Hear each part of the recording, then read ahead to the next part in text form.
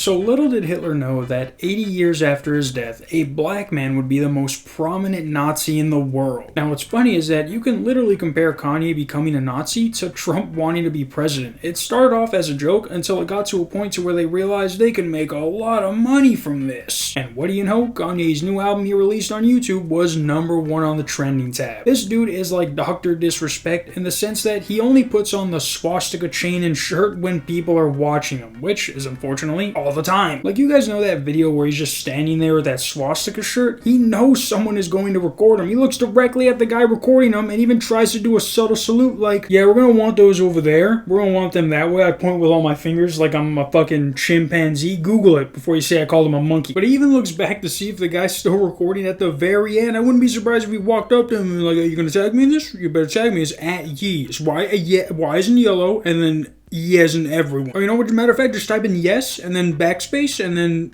that usually works for me. But since then, everyone thought he would have taken a chill pill. His site was taken down, he was selling his account to crypto scammers, the album came out already, the promotion should have been done by now. It went #1 on YouTube, which is basically the best you can do for a YouTube only release. But as you guys know, he has not stopped at all. He has arguably gotten worse. And it's because he is a 50-year-old loser with no actual friends. They might make music with him, but show me any other artist who is wearing a swastika shirt. He's hanging out with Nick Butt-fucking Fuentes. That's how low he has put himself. One of the most famous people in the world has reduced his quote-unquote friend group to include one of the internet's biggest pussies. And today, none of that has changed. If you guys didn't know, Kanye did a full interview with DJ Academics wearing a black KKK robe. To start off the interview though, he's wearing a Sean John shirt, but then not long after does he go like, let me go put this on, with the biggest smile on his face. There should never be someone this happy to put on a KKK robe. There are less videos of Kanye smiling than there are of Bigfoot, so for him to be this happy about donning this symbol of hate only reassures my previous statement that he's a 50-year-old loser with no actual friends. A Nazi pendant, P. Diddy shirt, and a KKK robe worn by a black guy. He's either trying to get on another episode of South Park, or that car crash he was in had some delayed side effects. All right. Okay. All right. I think my drip is decent, right? Dude shaped like an ice cream cone with a black cherry on top. A cherry you licked and then dropped on the carpet and tried to put it back up. A little dirty black cherry on top. But finally Kanye comes out and it's just awkward because, like I said, this is supposed to be worn in public to get people's reaction, but nobody in the room says anything because they're not sure what to say. You're not going to be like, oh, this is cool, and you're not going to insult them, so he cuts the interview short. So you're basically just left staring at him until one of you changes the subject. And I mean, how do you change the subject when a black guy comes out wearing a KKK robe without making it seem like you're obviously avoiding talking about it? Like, oh yeah, yo, this is crazy. Did you chose this room? They gave you this room for free? But after making everybody move everything out of the way so they can stand for the interview, that's when they begin. Obviously, you're saying things that how you feel at the moment. Yeah. And some people might feel like you're ruffling feathers. But who do you think would care that much that they would want to threaten your life? Because you do feel like your life is a little bit threatened, right?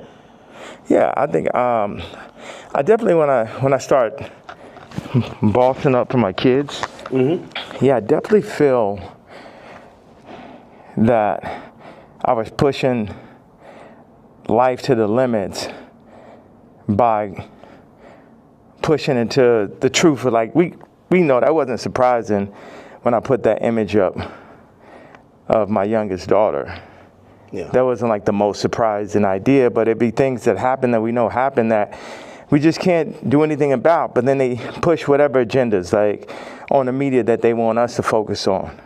And that's something where, I don't know who the people are, so it would sound like real conspiracy theory. I just know that the kid from Lincoln Park got killed for expressing some of these same truths. And for me, just as a father, at a certain point, it's not about, it never was that, but when you're a celebrity, it starts to be about more of what fame is going to get you, what clout is going to get you, what money is going to get you over, is this the right thing for your children?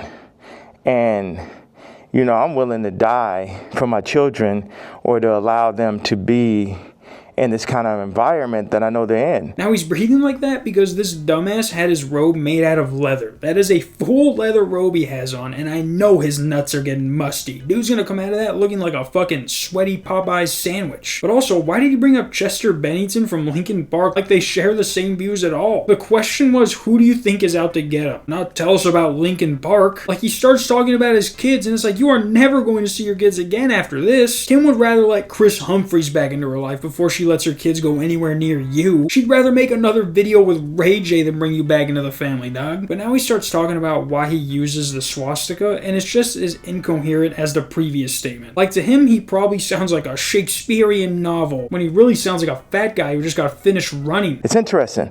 The swastika, I want to just, I know we have a little bit of time. I want to tell you, by doing it, it's sort of like a magnet where people get so mad and they start exposing themselves because the Jews, they move in the tunnels. They move where you can't see them. They're an invisible hand, and they'll get like, what they'll do is they'll threaten people. Oh, we're going to take your tours away. We're going to drop your artists. You got to say this. Like, how many people I stand with my Jewish people, 3 years ago. And what I did is I stood on it this time. I never backed down. That's my whole thing. That's why I was mad about removing, that somebody taught me into removing that Jay-Z tweet, because it was just like, nah, the whole idea is no matter what, I'm not going to back down. So by doing a swastika chain, it then ruffled some feathers. And then I really saw the comparison of me and Puff with the Diageo and the Adidas situation. Yeah. Regardless, if they could have locked me up for taxes and that, they wasn't playing fair. Like, okay, cool, fair deal. You did good, we did good. It's like, no, you leaving with nothing. We have to destroy you. So long story short, he did it for attention. He can try and make up some profound reason as to why he did it, but it boils down to he did this for attention. And he thinks that just because Jewish people are trying to quote-unquote cancel him, that's them exposing who they really are. This actual barnacle head will literally wear a custom-made robe with a custom swastika pendant and will try to say that those who don't agree are trying to silence him. Like, imagine you wear a shirt that says, I hate black people, and when everyone gets mad at you, you're like, savage monkeys, all of them. But now he starts talking about when P. Diddy beat up his wife Cassie, being like, plenty of people got into fights with their partners, but how come P. Diddy's in jail? Like, if that's the only reason he's in jail for. Even though they came and used us to tap into the culture and make money off of black people and people who enjoy black culture, if we said like, yo, you doing this wrong, you stealing my style, you taking all of my employees, you taking Jerry Lorenzo and making him do my same designs as he's the agreeable Kamala nigga. They started lowering the budgets for Puff. So I related to Puff, and then they pulled out a video with him and Cassie from 10 years ago. And then it made everybody be like, oh, Puff's a woman beater, so he's the devil. He needs to be in jail, right? Meanwhile, I don't know somebody who hasn't gotten into an altercation with a girl at one point, and including Cardi. So now Cardi's like he the number one guy at Rolling Loud, and Puff is in jail. This dude is wearing a Sean John shirt, but doesn't know what P. Diddy's in jail for. Him beating his wife isn't even something he's being charged with. They quite literally have more serious charges to deal with, no offense to Cassie. But like, just because two people beat up their partners doesn't mean they're the same person. That's like somebody being like, hey, why did she get 5 years, but I'm getting life? We robbed the same convenience store. And they're like, you killed 15 people. But since academics isn't really doing much to control this interview, Kanye just keeps going, now talking about Drake and Kendrick. And I still think the only question that was asked is who is out to get you, or who is doing this to you. So he's technically still answering the first and only question he was asked. And then you got two women beaters and you got two supposed pedophiles. Watch this. You got three. Watch this. Cardi, Puffy, Kendrick. The two pedophiles, Drake, R. Kelly, or supposed.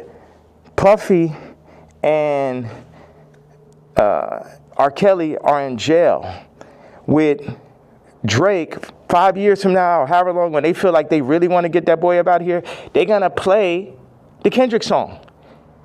So that's how far they going. The Kendrick mix with the Universal, all that takedown of Drake reminds me of the No Diddy campaign for Diddy. So I hope my diagram did a good job of showing you how delusional he sounds. Not Like Us was literally the biggest rap song in the world. They literally played it at the Super Bowl. Why are people going to wait 5 years to play it again? It's going to be played for the next 5 years and then some. And where the fudge did R. Kelly come from? This dude is like, who are the worst people I can use as a reference for my point about nothing? But now they finally get to the second question. But in classic Kanye style, he interrupts academics and is like, actually, let me continue answering the first question. So, like the whole thing about, and even whether it's the outfit, the swastika, I think some people like, they feel like they're spreading hate. And encouraging violence versus people. The thing that I forgot to say was, when my daughter was put on song, that's when I realized that I didn't own their name and likeness. So watch this.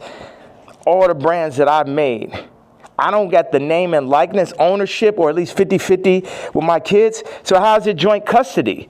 My kids are celebrities, and I don't have to say so. So watch this one. So this white woman and this white family have the control of these highly influential black kids that are half the children of Ye. And that's just in everybody's face. And they was playing in my face like that. You know, I try to go to Champagne and keep it calm. And my dad would call me, say, hey, don't go in on that woman because it's going to affect the children. But now it's like, it's war. Y'all niggas, they think they too powerful. The Jews think they too powerful. Think they could get Cardi to play with me. They think they too powerful. They think they could get Kim to play with me. The Jews and the whites above the Jews. Dude, what? He was talking about having custody of his daughters to the Jews want to play me. He's really playing the whole KKK guy pretty well. A little too well, if you ask me. He's getting a little too much into character. But let's just see how much more I can take before I ask you guys to go watch the rest yourself. You get what I'm saying? That's my life is on this shit now. These are my children. Cardi, you could leave me off the album and do that faggot-ass trash shit if you want. But now you mention my daughter, like the whole plan is that y'all gonna pull my kids into y'all, whatever the word is, Illuminati system, and I don't have no say-so of my kids, nigga.